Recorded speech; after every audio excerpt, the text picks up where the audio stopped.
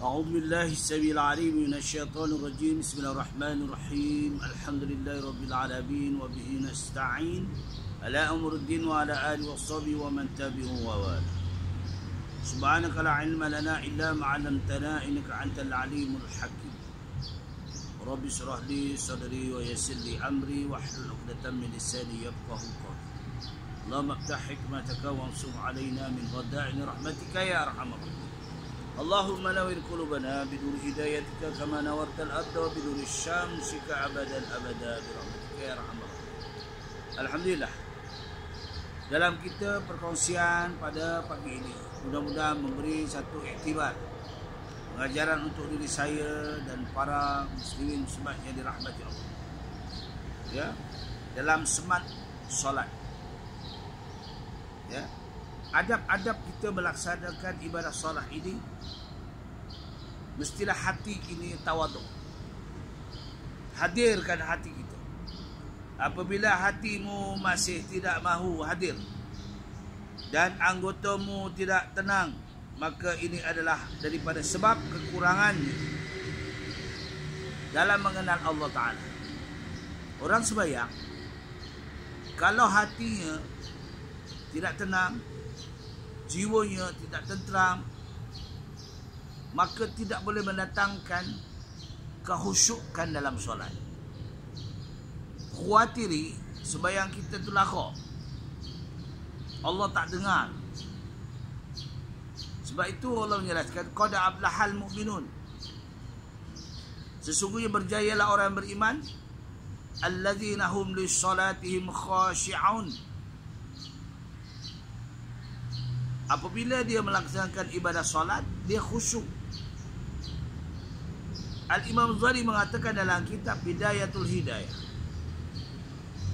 apabila hatimu masih tidak tenang, apabila hatimu merasa ragu-ragu, apabila hatimu tidak dapat menghadirkan natijah sembahyang kamu, matlamat kamu menghadap kepada Allah Subhanahu Wa Taala, maka tidak dapat hasilnya sebenarnya. Tapi bagaimana untuk kita mendapatkan? Sebelum kita melaksanakan sembahyang, ada cara, adab-adab peraturan. Dalam kita mengambil air sembahyang begitu juga. Jadi sentiasa diganggu oleh syaitan. Umpamanya dalam kita ambil wudu, kita pun diganggu oleh syaitan. Nama syaitan walhan. Dia cari jalan, usik pemikiran kita, usik hati kita. Ya. Sebab itu syukur pada hari ini, sejak hari Jumaat yang lepas, setelah dibenarkan di masjid-masjid, di surau-surau Jumaat, boleh mendirikan sembahyang Jumaat lebih daripada 12 orang sampai kepada 50 orang, sampai kepada 300 tengok keluasan masjid. Ya, ini adalah pertanda untuk kita melaksanakan ibadah, kemudahan kita.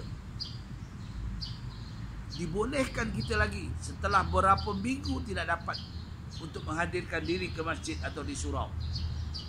Betul. Ini adalah bagaimana hati kita, perasaan kita seronoknya apabila dibukakan selapangnya pintu masjid, dibuka selapangnya pintu surau jamaat, solat Jumaat. Jadi inilah kita kena bersyukur pada Allah. Fazkuruni ashkurkum washkuruni wala takfurun. Ingat kamu kepada kami, sentiasa ingat kepada kami, pasti kami ingat kepadamu. Bersyukur dengan nikmat kami. Ya, janganlah sombong. Jadi kita apabila datang ke masjid atau ke surau, kita jadikan orang yang betul-betul jiwa kita, perasaan kita untuk mendekatkan diri pada Allah. Banyakkan istighfar. Ya, tambah-tambah di bulan Zulhijjah ini ada 4 hari lagi kita akan menghadapi, iaitu Aidil Adha. Apa pengisian kita? Apa pengisian kita? Ya, di dalam bulan Aidil Adha ini, di dalam bulan Zulhijjah ini. Ya, tahun ini hanya beberapa saja yang ada di Mekah yang boleh menunaikan ibadah haji.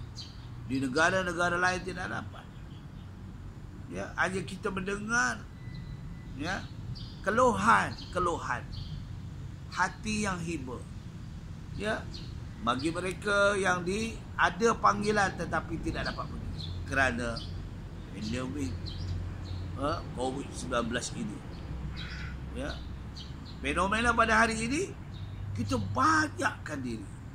Ya, tambah-tambah di bulan Mubarak ini kita banyakkan diri beristighfar kepada Allah SWT, munajat kepada Allah Taala, mohon dan berdoa kepada Allah SWT, kerana Allah akan mendengar doa kita. Ud'uni astajib lakum. Allah mengatakan, berdoalah kamu kepada kami akan tunaikan. Allah ini sifat dia adalah Ar-Rahmanur Rahim, pengasih lagi penyayang. Jadi kita macam mana? Untuk mendekatkan diri kepada Allah SWT? Perlu ada keyakinan, kewibawaan, kesungguhan. Jangan memikirkan tentang orang lain. Betul. Waktu inilah waktu kita boleh menambah saham kita. Betul. Saham akhirat. Bukan saham dunia. Ya, saham akhirat. Kerana inilah ada 4 hari lagi.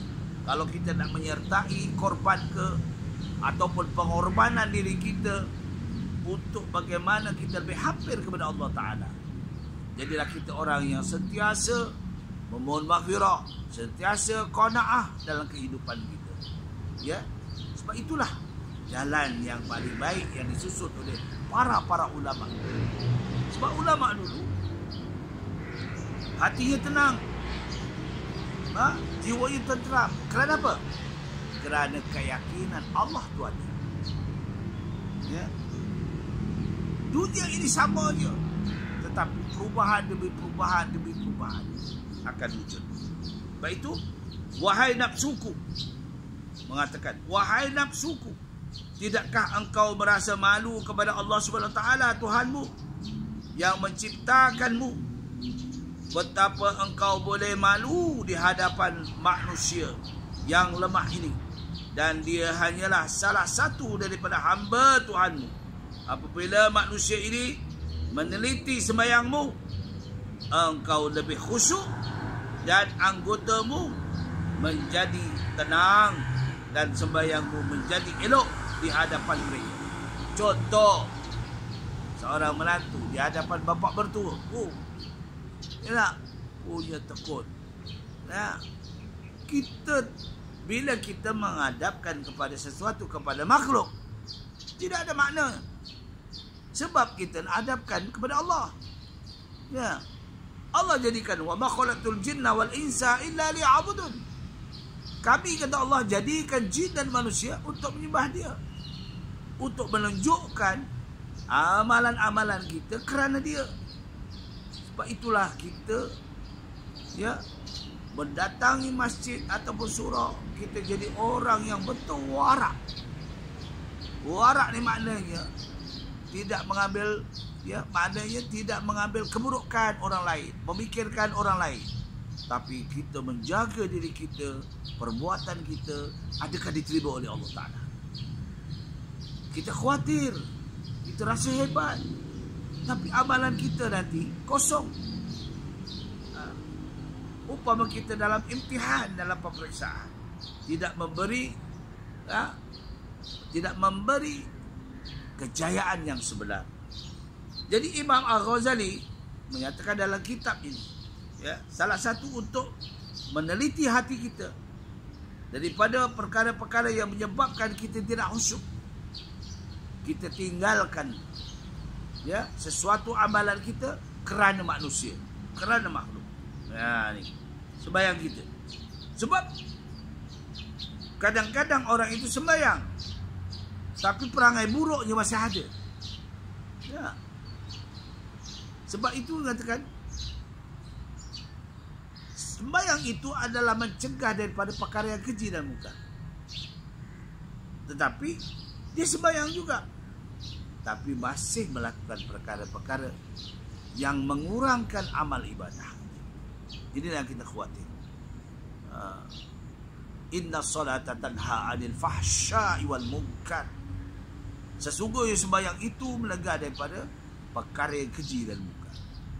Sebab kita khawatir, kita sembahyang, tapi kita masih melakukan perkara yang lama, rutin dengan perkara lama, ya, seperti makan riba, rasuah dan sebagainya, perkara-perkara yang menyebabkan, ya, menyebabkan kekurangan amalan.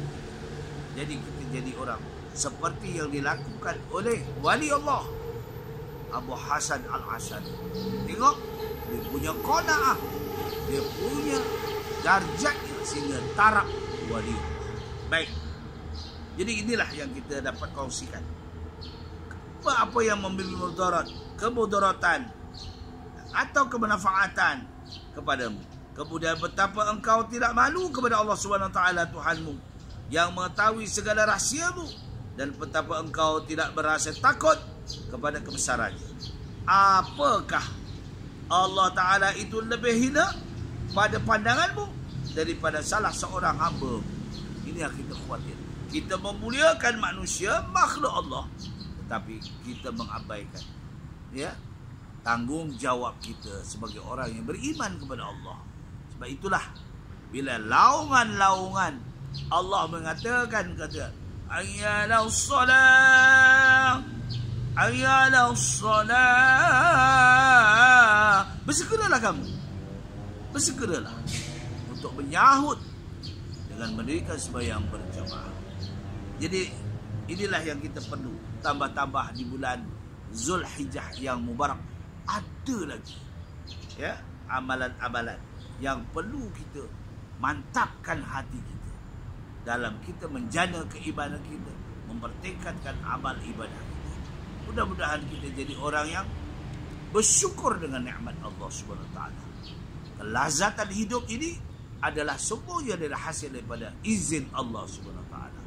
Baik itulah kita memanjatkan doa kita kepada Allah Taala supaya memberi manfaat kehidupan kita, kepada ahli keluarga kita, keluarga yang sakinah, ya, pengorbanan kita, pengorbanan suami kepada isteri, pengorbanan isteri kepada suami, ya, mesti ada siratul rahmi. Jadi itulah perkongsian di pagi sedikit saja tadi untuk kita fikirkan, ya, kita fikirkan. Mudah-mudahan dapat mendapat rahmat dan maghfirah Allah Taala. Aku liqouli hadza astaghfirullahalazim wa lakum. Wabillahi taufiq wal hidayah. Wassalamualaikum warahmatullahi wabarakatuh.